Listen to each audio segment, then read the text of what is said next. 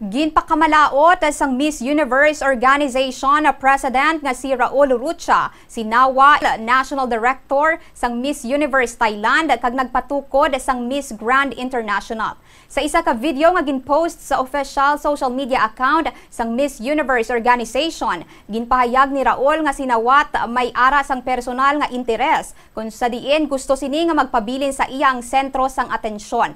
Ang ini nga pahayag ginpagwa matapos ang mainit nga pagsabtanay ni Nawat kag ni Fatima Botch, Miss Universe Mexico sa sashing ceremony sang nagligad nga mga inadlaw. Suno pa kay Raul nga hindi sini pagtugutan nga may magbastos sang dungog sa mga kababainhan kag nagakalipat na sinawat sa kahulugan sa isa ka maayo nga host. Tungod sini ginpahalin ni Raul sinawat sa tanan nga aktibidades sang 74th Miss Universe competition. Dugang pa ni Raul nga magapabilin nga mga sentro sang atensyon amo ang mga Miss Universe delegates kag ang mga ginapresentar sini nga mga pungsod nga may dungog kag kaisog. Nahibaluan nga masobra sin ka mga national directors sang Miss Universe Organization nga yara sa Thailand ang nagpahayag sang suporta sa advokasya sang organisasyon para sa empowerment sang mga kababainhan. Apa nga pisan nga ginban, nagtambong gihapon sinawat sa opening ceremony kahapon kung sa diin nagpangayo ini sang pasaylo.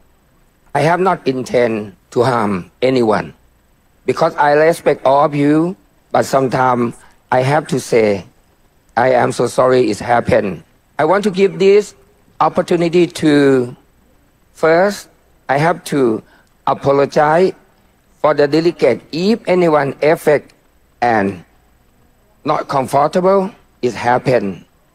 I'm so sorry.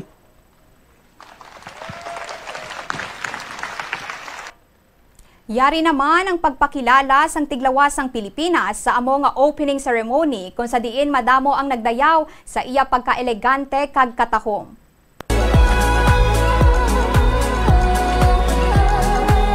Maria Atisa Manalo, Philippines!